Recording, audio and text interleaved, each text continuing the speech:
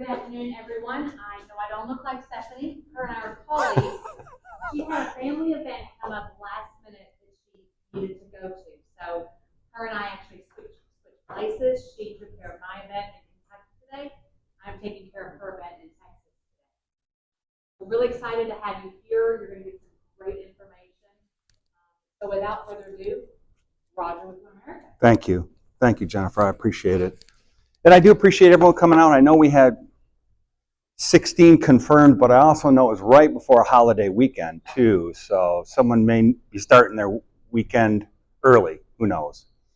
But I'm glad you're here because this is an important topic. And as Jennifer and Chris know, I've dedicated my working life to this subject.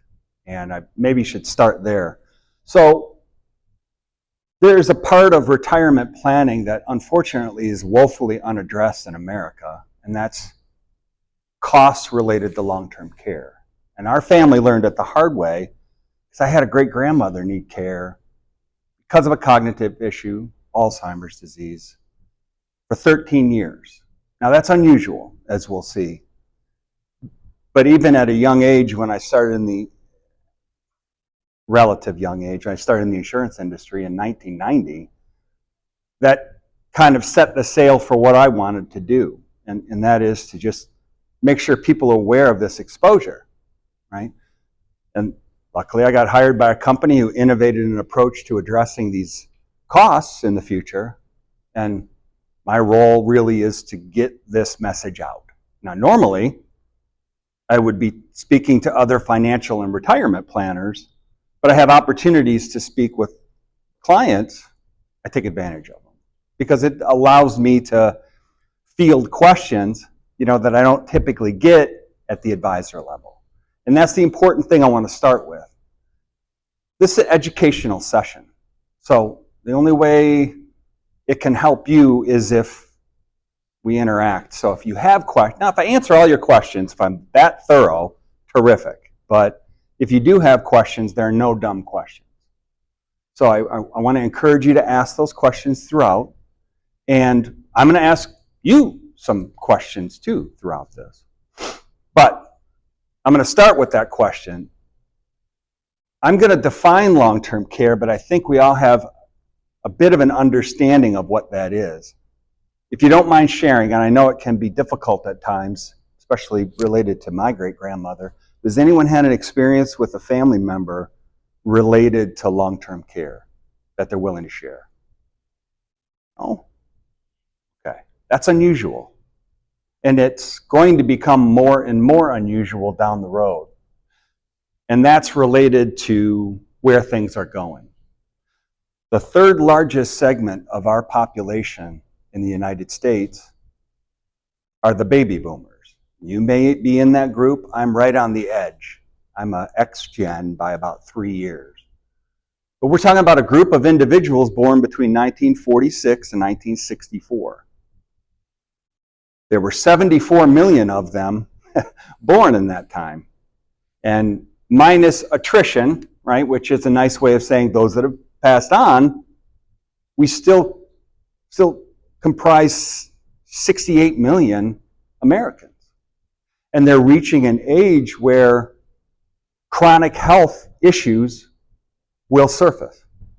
And if not addressed, will be not only a financial but a familial consequence that can have ripple effect, can be traumatic. So that's the piece that I'm trying to repair or to put in place is measures to address the financial and minimize the familial exposure. And our title session here is One Choice. It's, the only one choice away from changing the lives of, the ones you love. And that is as important as the financial because the ripple effect on an unplanned long-term care event can be, as I said up front, traumatic. So making the right choice, building a retirement plan that's impervious is important. And these solutions can be a big part of that. So let's define our terms first of all. What is long-term care? So this is a chronic health situation, either cognitive or physical, that technically goes beyond 60 days, technically. Right? So if you've got a cognitive diagnosis or an infirmity, a stroke, or something that has debilitated you, right? If you're not in a position where you're getting better, the hospital will discharge you, right? They don't allow you to stay unless they feel like they can intervene in improvement, right? So that discharge is when the clock starts on a long-term care event. And be that in your home or a facility, if you've lost 2 out of the common 6 activities of daily living, then you're in and it goes beyond 60 days, you're in a long-term care event. And the costs associated with it are what these insurance solutions attempt to do is pick up that expense, but it's also minimize the challenge to the family. We're going to cover facts and figures related to this, the impact to the family, the impact to finances, and we'll go through some hypothetical examples. So really, long-term care, as I defined it, could mean custodial, could mean long-term, it could mean extended care. They're all referred to that. And you actually even could put in hospice care as well, right? Because it goes beyond 60 days. Again, technically that could be considered a long-term care event. But it's not necessarily nursing home. In fact, as the baby boomers mature and they're starting to receive care, home care seems to be the preferred. Now, I really feel like that was amplified after COVID. Because if you'll recall, remember where COVID surfaced in the United States? It was in a nursing home in Kirkland, Washington, if you recall. It kind of ran through the facility, and because of their age, many people passed away. So the thinking is, if I can stay at home, it's safer. And frankly, it's better, too. It's more psychologically comforting to be able to stay at home. So any one of those outside of a nursing home are possible long-term care settings. And then the daily activities that I had mentioned are bathing, dressing, eating, transferring, toileting, and continence. So if any of 2 of those are lost, and then again, that care goes beyond a couple months, 60 days, that's long-term care. Now, why this is a subject for financial planning or retirement planning, more to the point, is because it's not cheap. In fact, it's very expensive. Now, these are national averages, and I have to admit that in the state of Texas, the costs do come down a bit from what you see here, but not that much. The cost of care in the Dallas-Fort Worth area is still pushing $80,000 a year. By the way, any guesses on the most expensive state in the country? Another question for you. Yeah, I get that very often. New York's the other one, right? It's not. By a wide margin, it's the state of Alaska. It's $175,000 a year to get care in the state of Alaska. You learn nothing from the meeting, don't retire to Alaska, right? I guess is the message there. But these costs for home care, $70,000. I know in Texas, about $63,000 a year out of pocket. And it would be different if Medicare were to pick up these costs. But as we'll explore, both Medicare and Medicaid are a bit of fool's gold, right? Now, if it were that 60 days and your care ended, that would be one thing. But the average stay for a male is a little over 2 years, for a female, almost 4 years. But Alzheimer's, as I'd mentioned for my great-grandmother, is a real challenge, financially, right? At let's just say 80,000 a year times 8. I mean, you can do the math on that. That's a financial exposure. And that's the familial piece as much as the financial. It's money, yes, but what it also means is perhaps, and very likely, a reduction in the spouse's lifestyle at retirement, right, if you got a couple. The other is the ability to pass monies on, and it is an inheritance. If that's a motive for your kids or your grandkids, it's also jeopardized as well. So the challenge with averages, though, is it's the best of the worst and the worst of the best, and they jam it together and present it to you as a number, right? In order for it to be 2.5 years, someone has to be in for 2.2 weeks and another for 8 years, right? And then it spells out the average. My point with all of this is you never know where you're going to fall on that timeline. And at that cost, it can be severe. Now, the next logical question is, well, what are my odds? You know, we're going to cover that, but before we do, these are the reported longest long-term care expenditures to date, meaning of the insurance carriers that offer plans. They are paying claims. The highest is 17 years. The lowest is 13 on that timeline. This is my company. She's been on claim for, well, this is 2024, so she's now at 16.5 years on claim. Why does it happen? Well, cognitive issues are number one at roughly 55%. Then obviously it's physical issues where it's a mobility infirmity. And then it's illness-related represents that 12%. Not sure why that continues to be up there. Although I don't know if I could answer what exactly other is, but it's 5% of that. I think the key here is that you combine 55 and 28, and you're looking at north of 80% are either a cognitive or an ambulatory issue that hampers and that creates that claimable situation. Not only that, but both of these, can drastically shorten your life expectancy, whereas others, if care is managed, it could go on for a number of years. This is based on, gender, right, and age. So we have males representing a much smaller portion at 32%. No surprise, females at 68%. It's just because the females generally live longer, but there's something else going on, because that's a big difference between the two. And that can't be accounted for by just living a few years longer than their husband, for instance. What's going on is that by not having a built-in caregiver, right, then you're apt to need care generally more so. Men, because they live a shorter life expectancy and their wives might be caring for them, it turns into a smaller claim situation for that gender. The youngest is 38, which that really surprised me. The average is 84, and the oldest is 103.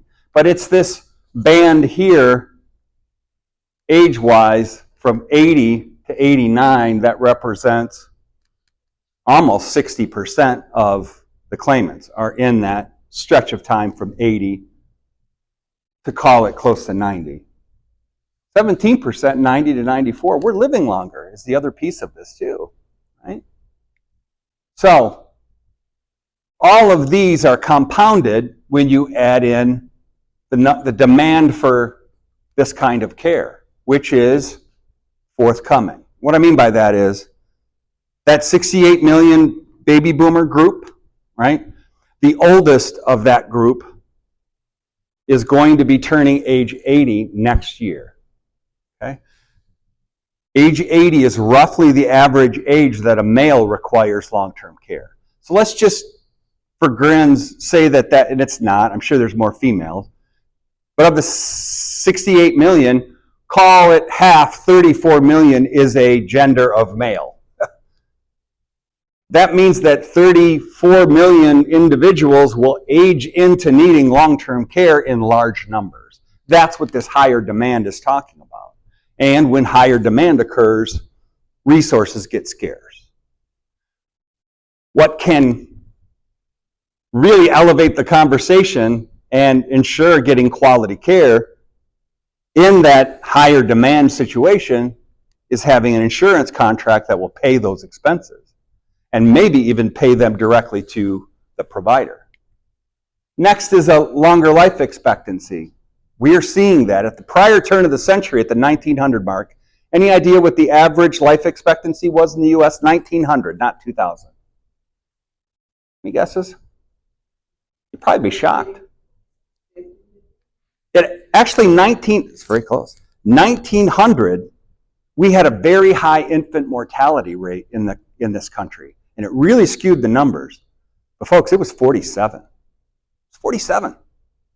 By 2000, it was 78.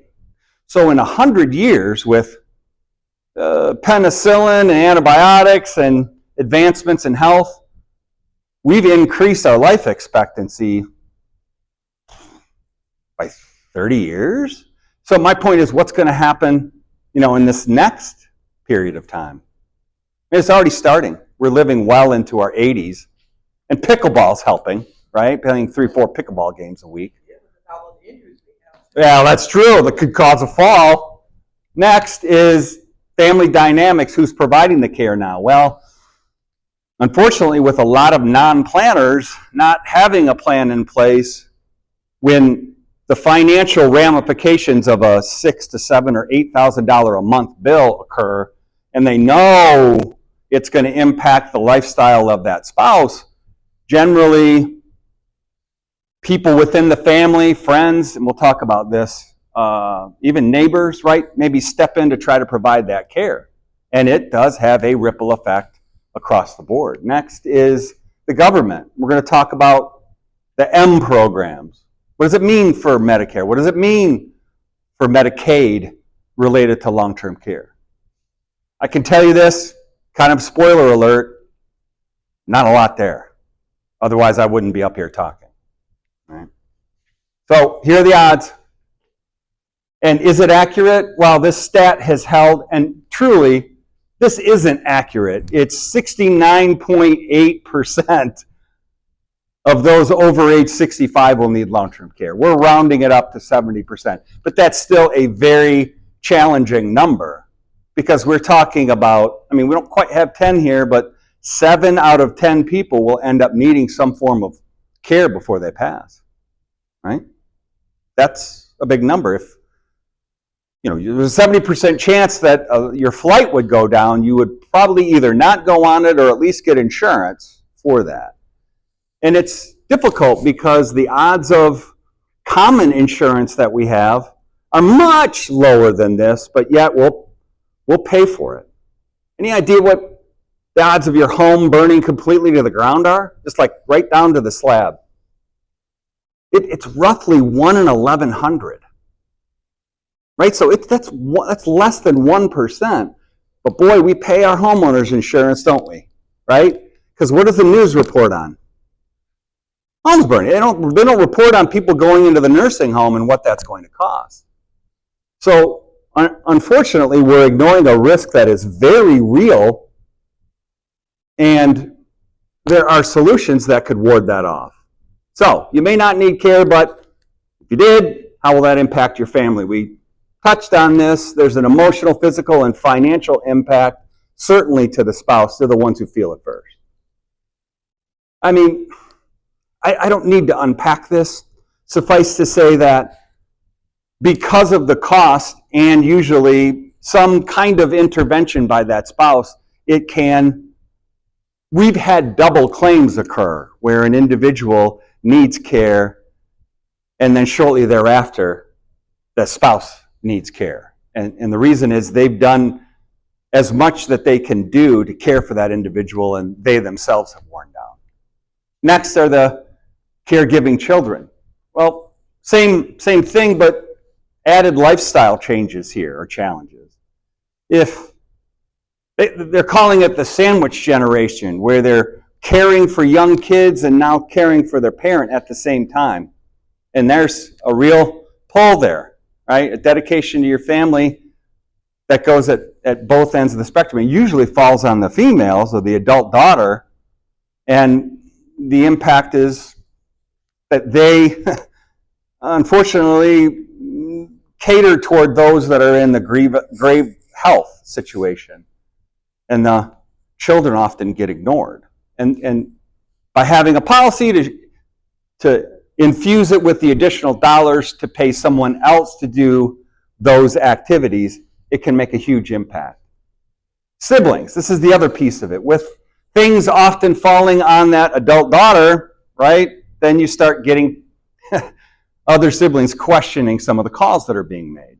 I mean, I have 4 children, and they're already, I can see, getting slotted at, let's just say, different socioeconomic strata in life, right? And maybe the one at the higher end might have decisions that are more meaningful to us, where the other one is maybe more selfish, right? Self-serving. And then they start questioning each other. Do they really need to stay at that facility? It's costing $7,500 a month with no end in sight. This is chipping away at my inheritance. Oops, did I say that? Right, that's the reality of this, and that tension can be traumatic. When people ask me what I do for a living, I tell them that I'm the guy that after your funeral, make sure your kids are still speaking to one another. Is that an attorney? No. It's the last gift you give to your family. And then I mentioned friends and neighbors. They often step in that situation, but those same friends and neighbors are often the same age, and that's challenging, just like the spouse, physically, emotionally, and so forth. So if you did need care, how would you go about paying for it? Well, let's talk about the M programs. You are born in this country, and you work, what is it, Chris, 1,000 hours, I think it is, you qualify for insurance at retirement we call Medicare. And it's not great, so what you can do is buy a Medicare supplement policy to pick up some of those holes, or Medicare Advantage. I don't really know how that works. All I know is in the documents for Medicare, in the state of Texas, you can go to the Department of Health and Human Resources, state of Texas. It expressly says Medicare is not designed to address long-term care expenses, and you should seek the advice of an insurance professional to cover these costs. So let's unpack that. Back to, if you're receiving care in a hospital, but that care is no longer improving your state of health, even though you may be still infirmed cognitively, physically, they will discharge you because Medicare reimbursement stops at the hospital. When you're discharged, you're still needing to be, your care needs to be maintained, right? It's no longer an improvement situation, but it's more, you have either a physical or cognitive hampered situation that needs to be filled in, right? And that is helping with daily activities. Well, when you're discharged from the hospital, that's where the costs, in order to have them taken care of, you incur. Medicare does not cover those costs. Now, it will cover 20 days, but that's after your 3-day hospital stay. That's a requirement. And after 20 days, you have a copayment for 80 days, state of Texas, and it's almost the entire cost, the daily cost of care in the state on average. Meaning, 20 it'll cover, if you had that 3-day stay. 80, you're pretty much fronting the whole cost, that's your copayment. Then on day 101, you've met your lifetime maximum benefit. And that's where the bill is coming, and it will keep coming. Until, the care is no longer needed. Medicaid's a different situation altogether. It'll cover everything. But you got to qualify for it. And you got to qualify by being basically in an indigent level. See, my great-grandmother, 13 years, right? 10, my grandmother cared for her in her home for 10 years. The last 3, she was on Medicaid because she ran out of money. She couldn't pay any more to maintain her household, and the pickup that was needed from my grandmother by a caregiver whittled away at everything. And then, thank God, we had Medicaid because it did care for her. Not the best care, right? But I believe you are your brother's keeper, so I'm glad this is in place. We're going to have people who cannot take care of themselves. It's just the way that it is. And we need to step up to do that. But if you have any semblance of assets, it's going to be you pay first before the government will kick in. And literally, your countable resources has to be down to a poverty or indigent level. It's like food stamps for aid-dependent children. You do have to financially qualify for it.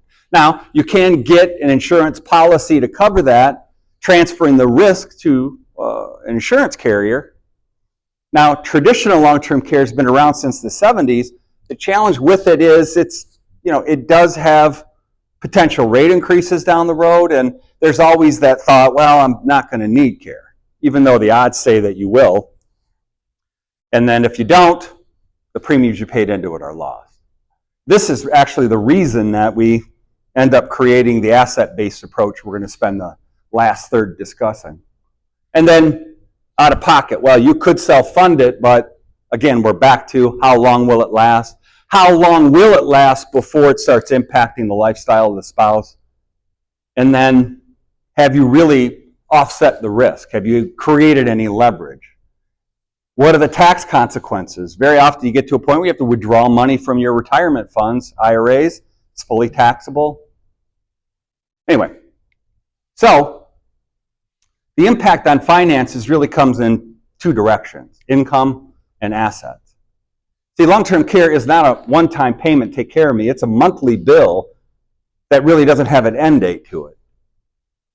It can create a situation where, you're having to stop paying other obligations to afford this new expense, and that there's a gap generally between what your income is at retirement and what it now is after a long-term care event. Example, if the costs are, let's say, $80,000 a year for long-term care out of pocket, but you've built a retirement plan that'll cover $120 a year, that means you got to come up with another $80 every year that you're needing care. Or another way of saying it is, instead of your retirement costing $120, it's now costing $200,000 every year. And what happens if that goes on long enough? Well, it gets to a point where they actually call it a death spiral, where you're chipping away at the assets that are creating the income. So the income diminishes, assets diminish. I would contend that long-term care really isn't an asset problem, it's an income problem. To be able to have the resources to pay someone to take care of you so that you don't have to burden your family to do that. Now, they may have all the love in their heart to do it, but not the skill set. I don't want to suggest that. I mean, even my 4 kids, we have a close relationship. I just know that their financial situation creates different motives down the road, especially in an emotional, challenging time. Now, the government's known about this for years. Really, I mean, they knew the baby boomers were aging into this situation, so they have been passing legislation for the last, it goes back to 93, where they've put in place tax incentives to put insurance in place. They've liberated the taxation with the HIPAA law on life policies that pay out the death benefits for long-term care. See, prior to 1996, if you had a life insurance policy that would pay you an income stream, meaning give you your death benefit to cover long-term care expenses, it would have been taxable. But after 1996, they said, hey, if you're using it for long-term care, you don't have to pay taxes on that. They're treating it just like a death benefit, only it's now an income stream. Well, 10 years later, the Pension Protection Act allowed for a specific style of annuity to also be paid tax-free, which is pretty incredible, right? Because, well, up to that point, they had been taxable for about 94 years. So all of a sudden, kind of in a pension piece of legislation, not long-term care, they said, oh, if it can be used for long-term care, if it shows a systematic payout monthly for that, you're not going to have to pay taxes on the gain on that. What does that tell you? Well, it should tell you that the government is not interested in, nor can they cover long-term care expenses. So what they're doing is incentivizing individuals to do it themselves. So here's the concept of this asset-based approach is, and I'll ask you a question. It's rhetorical. You don't have to answer it. But if you, God forbid, were to need long-term care, like starting tomorrow, God forbid, which of your assets would you liquidate? What's the first thing to go to cover that expense? Generally, it's framed under emergency money. I would use my emergency money first, right? Not the income-producing assets or the growth assets, but the liquid, lower-performing dollars. The approach with the asset-based plan is to consider, while you're still relatively healthy and young, reposition that monies, which you intend to use for care, to leverage it for a twofold purpose. One, primary, is to cover long-term care expenses, and secondary, to have a death benefit pass on to your heirs if care is not needed. Right? So it's, notice the order though, it's really about using that leveraged death benefit for long-term care expenses. Only if you don't need it, you're part of the 30%, is it basically providing a death benefit as a byproduct. But that would provide a limited amount of care. So you have the ability to add a rider to that for up to a lifetime benefit. Meaning, once this is exhausted, it will continue to pay for the rest of your life. Lives, even, for couples. So this asset-based approach has a cash value, a death benefit, and long-term care income. And this really should be, I don't know why it's really about long-term care income, death benefit, and cash value. That should be the order. So the very simple concept is this, that repositioned asset, or if you fund it on an ongoing annual premium, is your first line of defense for long-term care. And depending on your age or health, that could be a life insurance contract, or it could be an annuity. Both of which now we have that legislation, the HIPAA and Pension Protection Act, now would pay out tax-free. Right? So put that in place, and this is designed to pay out for roughly a 2-year period of time, which is even less than that average long-term care stay, right? And that could be funded with a single premium where you're moving that asset over, ongoing premiums, could be a non-qualified annuity, could even be the retirement funds that go into it. And we're seeing a lot more of what I'll call repurposing permanent life insurance contracts, where maybe the death benefit that you have on a permanent life policy has run its course. You don't need it to pay the house off because you paid the house off, or you don't need it for X reason. Well, that cash value could be moved into that base policy and could be available tax-free for long-term care. Then the rider that could be added picks up where long-term care ends on that life policy, and it could be set up for an unlimited benefit. So if care is needed, you're drawing from this life and or annuity for roughly 2 years. Once exhausted, the rider would be ongoing thereafter. And it doesn't have to be lifetime. You could play the odds and make it a 4 or 6 or even an 8-year benefit. But that too can be funded either annually or as a single premium. So let's go through a couple hypotheticals. And again, these are very generic in the sense that they're not your age, they factor in non-smokers, you may be a smoker, right? It's just to paint a picture in your mind of how this thing might operate. So on a life chassis, this is repositioning monies that you see as your emergency account. So for instance, with that question, if you or your spouse were to need care, which of your assets would you liquidate first? Perhaps the answer is a CD or money that we set aside in a money market.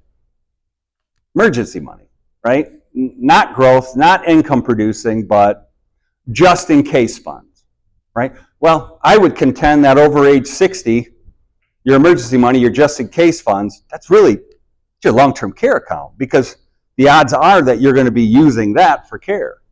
So to reposition that $150,000 for a couple both age 60 would create a monthly income stream each of $7,600 a month, right? Which is roughly the average cost in the, well, it's maybe higher end for the Dallas-Fort Worth area. So this creates an income stream of $91,000 a year each if care is needed. If it's not needed, there's a death benefit of $182 passing on to the heirs. Now I know, wait a minute, I put in $150,000. That's not a whole lot more death benefit. That's because this really isn't about life insurance. The life piece of this is the extra, the byproduct. What it's really about is creating the income to be able to pay for a facility or for having someone come to your home instead of gobbling your own assets up and or shifting over to a caregiver within your family. Now, that $150 is also funding that extension rider for our couple here, both age 60, meaning that $150 is creating this base policy as well as that extension rider, creating an unlimited benefit at that $76.18. Now, if care's not needed, you have a death benefit greater than your deposit, and you certainly have an income stream that you cannot outlive. A big objection that I get with this is it sounds too good to be true. Well, it's not too good to be true, it's too good to be free. And the free part of this is a double payment. One is you got to be healthy enough to do it, and two, have the repositionable monies, in this example, to be able to fund the contract, right? And health is a requirement for the contract. So, but it's also the fact that long-term care isn't going away, it's only getting worse, so to be, meaning more people are going to be needing it. So the costs are actually going to be increasing down the road. When demand goes up, costs go up. So providing that same trifecta of benefits, the long-term care, the death benefits never needed, and a building cash value. Income. So this is rather than a repositionable amount of $150, you're putting in an ongoing annual premium for, let's say, a younger couple. Now, this is closer to my situation. I was 50, my wife is 49 at the time. And we are funding a plan over 20 years, where we're paying an annual premium every year for 20 years, instead of repositioning a lump sum. Well, I already mentioned I have 4 kids, and I stupidly agreed to pay for their higher education. I'm kidding. But we were covering that expense. We didn't have any extra big money to move. But we could start with a plan that was affordable and have it pay up by the time we retire. So that may be their situation. Here they're paying an annual premium, a guaranteed annual premium of, call it $5,600 a year. So instead of lump summing $150 into it, they're agreeing to a premium of $5,600 that can never increase in their lifetime. Right? So they can go into retirement kind of knowing what that expense is going to be. The other piece of it is if either need care, the entire premium is waived. So if you pay ongoing and then end up having either husband or wife needing care, they don't have premiums that they would pay. Now this would cover $7,000 a month in long-term care benefits, that's $84,000 a year, and still create that death benefit of $168 to the heirs, and of course that would be tax-free. Now, that is after, care is not needed. They get to the end of their life, that would be the death benefit. And if care is needed, that $7,000 a month would chip away at that death benefit. Also, it is a second to die in this example. That's a great question. It's based on a joint policy. So that premium is covering both of them, just as the 150 covered our couple that were both 60. Now I know, why are you showing a bunch of joint policies? Well, 60% of our applicants are couples, 40% individuals. So when they build these slides, they lead it toward the intended market. Know, please, that if you're here by yourself, these can be easily done for an individual just as they could for a couple, right? Numbers are different, going to be less on an individual basis. But the whole idea is to be able to create the kind of income so that it doesn't put you in a financial pickle and disrupt your family too terribly much. I mean, emotionally, they're still going to be challenged, right? I mean, anyone that sees a loved one that's infirmed is going to feel that, but they shouldn't have to change their lifestyle as a result of that. Now, the last area is the use of qualified money. So to be clear on what qualified funds are, these are dollars that have never been taxed. We all are familiar with IRAs and 401ks and 403bs. Well, it's the baby boomer generation that really got the education on this. Why? It's that generation, perhaps your generation, that the pension and the gold watch days came to an end. They said, and I'm not providing a pension anymore. You're going to need to go out and seek some advice to get ready for your own retirement, right? And we can match in this 401k or what have you, right? So there were alternatives that fell on the individual to get ready for their own retirement.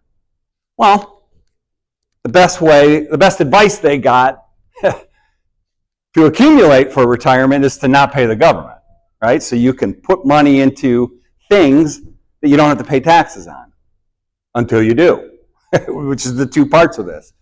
So qualified funds are dollars that have never been taxed. However, at some point, you're going to have mandatory distributions out of that.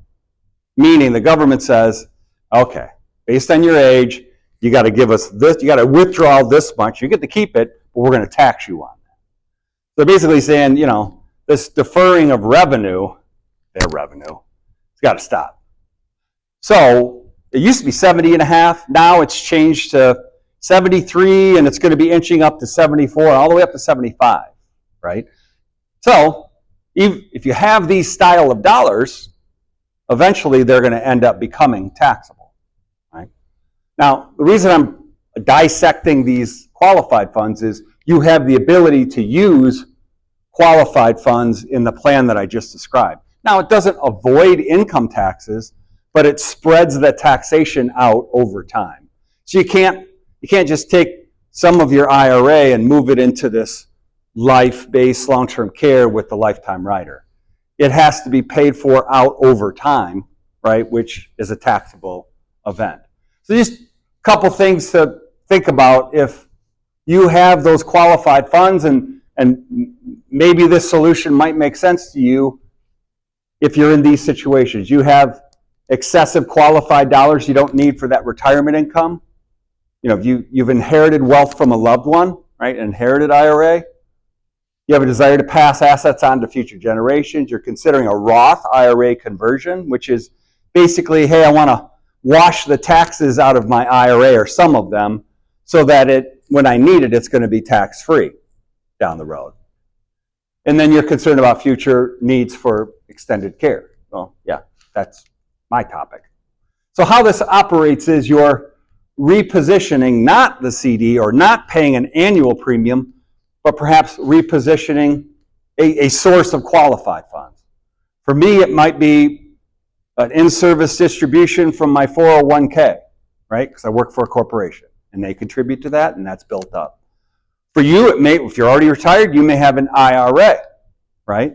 That's the case here, where you're repositioning those dollars. You're receiving a fairly healthy bonus because you're going to turn around and pay taxes on that. So the 150 was taken out without taxes.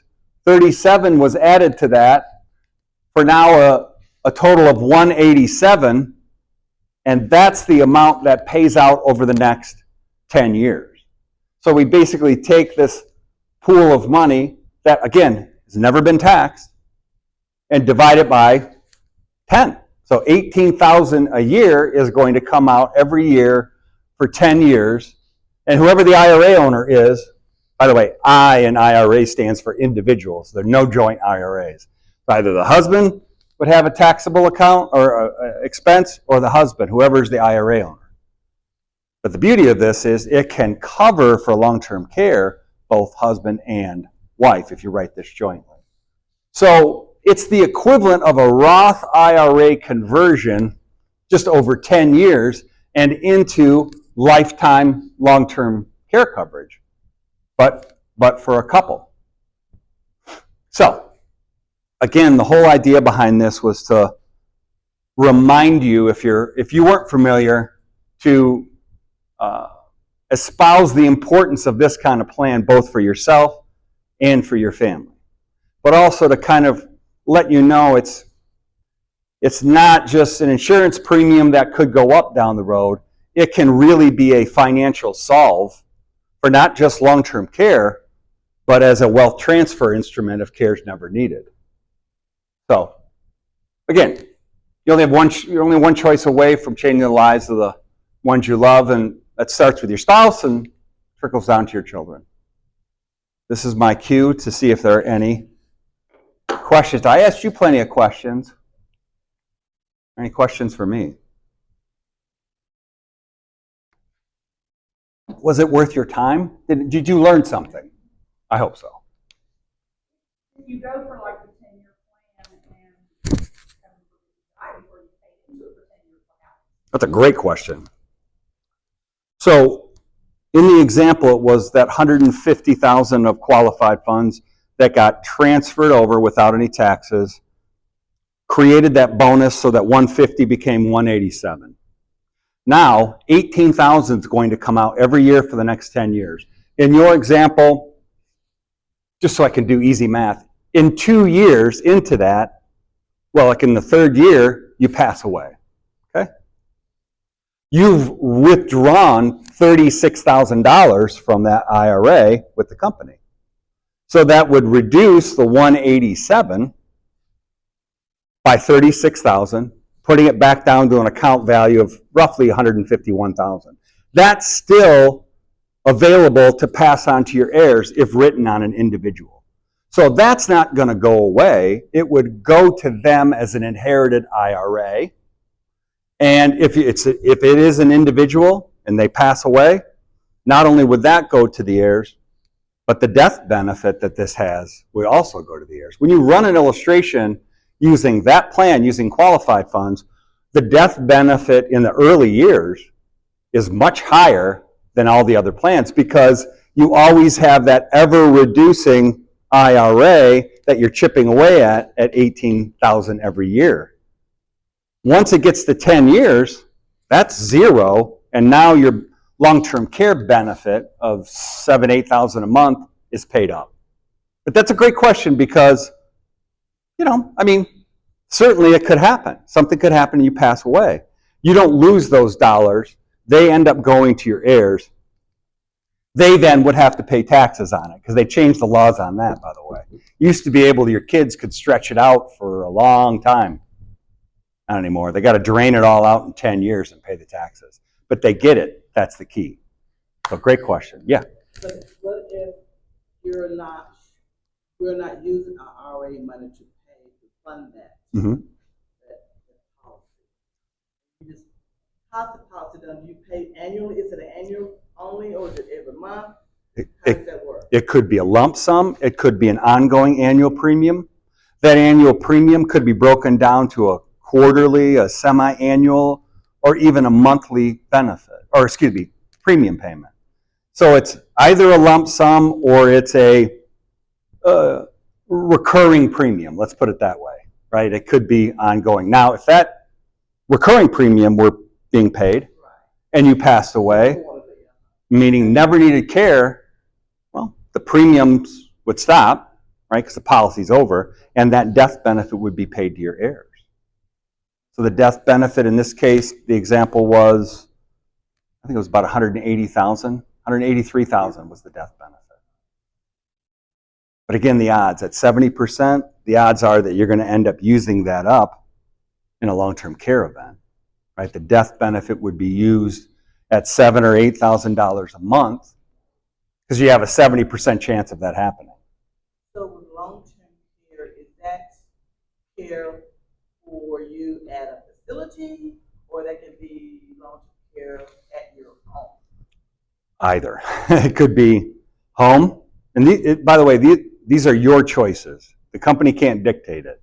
So if, God forbid, you have a stroke, but you feel like you can get that care at home and you'd rather stay there, you could choose to do that. And the policy would pay for home health care. It could also pay for assisted living, nursing care, memory care, hospice, inpatient, outpatient, hospice care. So it's all triggered by the loss of those activities of daily living. Then what care you're getting and where is your choice. So you could start at home. Yes. And then say, I can say, one of your adult kids is taking care of you. Correct.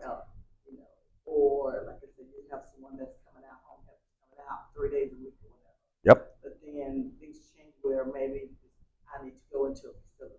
Correct. And you can still change all that within, right? Yes. Okay. It has to be flexible because, no one raised their hand early on. They didn't have an experience with it. So I'll just tell you that generally it starts at home, assisted living, nursing home. That's usually the route that it goes. It's a stair-step situation. And what happens if you never activate the long-term policy? Say I'll let it happen for years, and then I just die. So if you never activate it, what happens to the money? Well, your heirs would receive a death benefit, the stated death benefit, tax-free. So you're either going to use it for long-term care or you're going to have it pass on to your kids in the form of a death benefit. The death benefit is based on what? Your age, your gender, you know what I mean? It's like a 45-year-old female is going to have a very different death benefit and subsequently long-term care benefit than a 75-year-old male. Whether or not either smoke is going to impact that. So it really comes down to an individual situation. And that's why, even though Stephanie's not here, she's going to be the one to be able to help you navigate that. This is not based upon the premium that you paid into the policy. Yes. That, and the premium is locked, for sure. It is locked.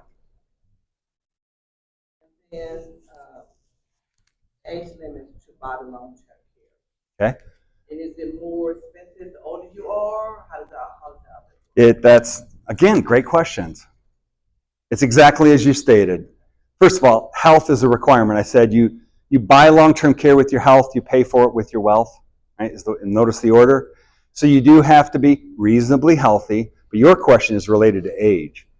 Usually the plan is written in, early end is probably in the 50s, mid-50s, but it can be written all the way down to age 35. The maximum age is 85, and that's on an annuity-based chassis, right? Because usually health gets in the way and the annuity is kind of the direction that you need to head. And that is up to age 85. So the best way to look at it is, I'm just going to say 55 to roughly 70, the life-based option makes the most sense, and likely you're still a candidate for it, health-wise. From 70 to 85, so it's those two 15-year increments, 70 to 85, they lean generally toward the annuity because it's easier to health qualify for.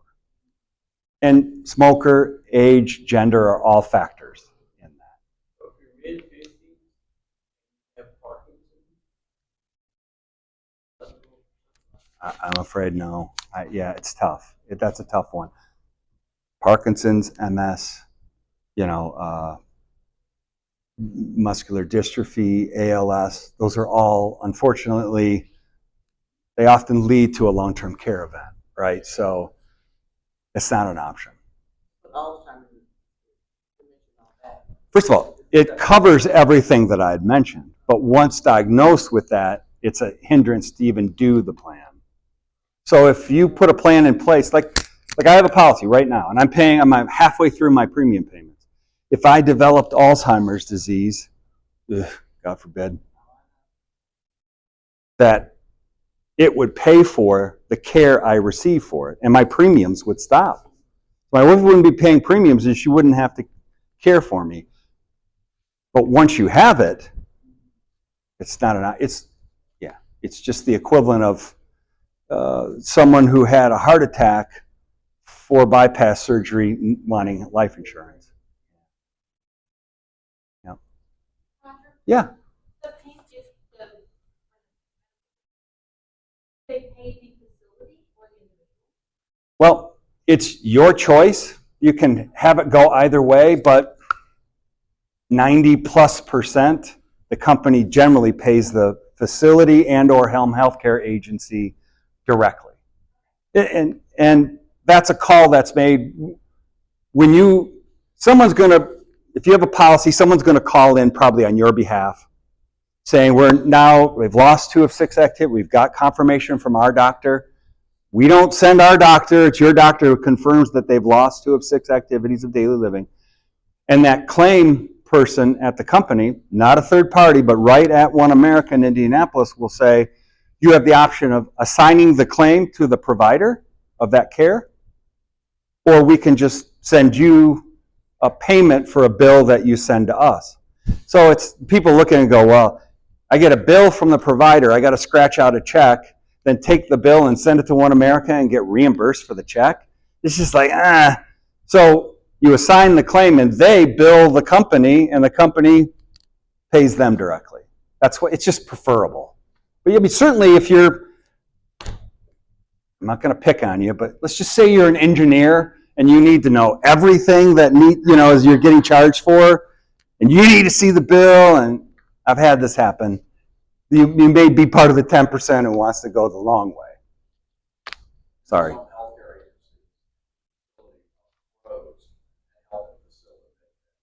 Mm-hmm. Yep.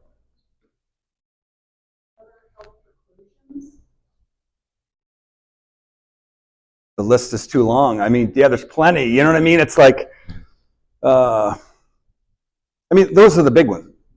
The Parkinson's that was mentioned, Alzheimer's disease, but if you've had a debilitating stroke, let's say you're stroke and you now have either residual paralysis or memory loss, that it would be hard to get a policy in that situation.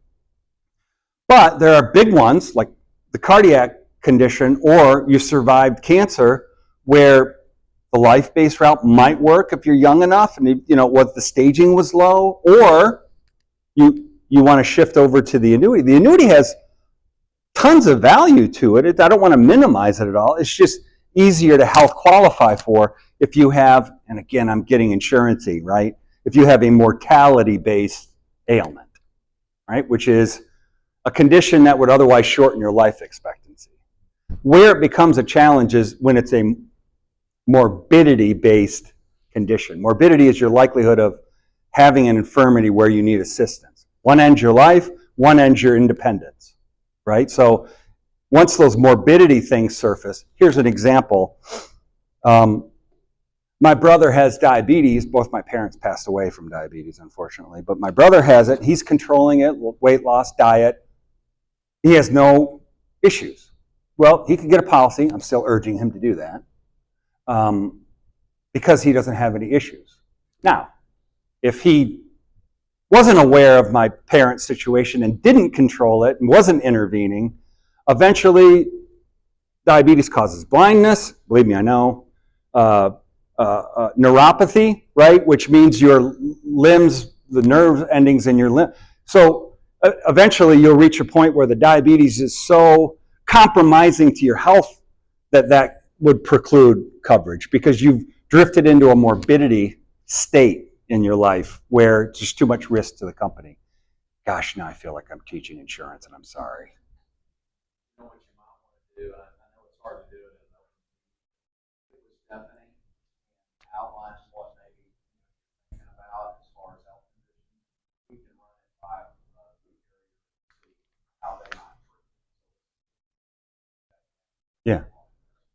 And it's not a knock against you either. You could do an informal health review. But if you're in otherwise good health, I mean, I've had folks walk out of meetings and go, well, I can't get it because I have high blood pressure and cholesterol. And it's like, no, don't underwrite yourself. Those are conditions that, if you're taking medication and you got a maintenance schedule and everything's good there, you still have an opportunity. It's the ones that wait, and then I've presented policies to folks, and then they come back 3 years later and, oh, I want the coverage. Why? Well, I had a stroke, and now it doesn't work that way. You buy long-term care with your health, you pay for it with your wealth. Notice the order. I know I've said that twice, but it's important. Sometimes you don't wait, though. I know. I had it at 42. Yeah, I'm sorry. No, it's fine. Yeah. It is what it is. Yeah, I wasn't one of those. right. No, I'm working my butt off. Working one day. Say I'm at the doctor, getting a spinal fusion. Talking to him about a pinching nerve. Next thing I know, he's telling me he's still got some shaking. Not explicable. Right. And so we go and that time had a DAT scan. Mm-hmm.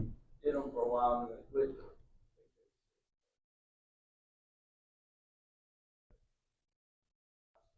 Yeah, that's I'm tough. pretty open about it. Yeah, and I appreciate I try to that. help people with it. Yeah. It's an adjustment. There's a lot.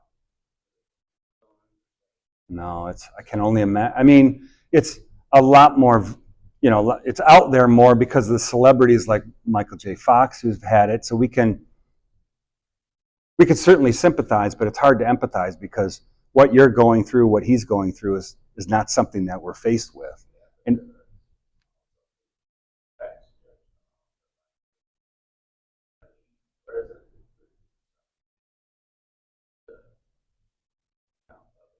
yeah.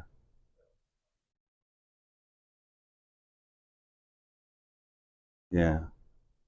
Roger, I'm sure you see it. Couples go in for whatever reason. That puts a lot more onus for that other person, that spouse, to get real opportunity for a spouse that does qualify. Chris, I actually alluded to it when I presented, but I'm glad you're bringing it up. And again, I don't want to isolate your situation, but because your health is challenged, right? It may amplify the need for your spouse to get care because you're not there to provide it for her. And this applies to an individual as well. So when I have couples go into the plan and try to get it, even though they may have done the health review, but one ends up getting declined, I try to step in and really stress, hey, you're catching this while you're still in good health. And you've been given evidence of that door can close someday. You really need to put this in place for yourself. It's usually less cost, right? But there's also the pride thing. It's like, well, if you won't take both of us, and that's short-sighted. It's challenging. But you're right, Chris. You're absolutely right. Any other questions? That the policy is written by the insurance policy in the form of an annuity. It's really 55 to 70. It's a life policy with an extension rider. From 70 to 85, it's really an annuity with a long-term care extension rider. So that's the rider part of it. That's the rider part of it. So basically the life policy and the annuity gets used up first in 2 years, and then that rider would kick in and continue to pay. So your health, age, right, and financial wherewithal is going to determine which direction you head with it. And that's where Chris was saying Stephanie could probably give you a better idea of really where your situation lies, right? So, how did you buy the policy? Is it based upon a certain amount? You have to say, I want a policy, or I don't know. How does that work? Well, actually, that's one way. I mean, you could say, my budget is $500 a month. What benefit can I get for that based on my age and health? Or in these examples, it could be we have X amount of money in a CD that we want to move into it, right? What would that provide in benefits? Or forget all that. You say the cost of care is $6,000 a month in my area.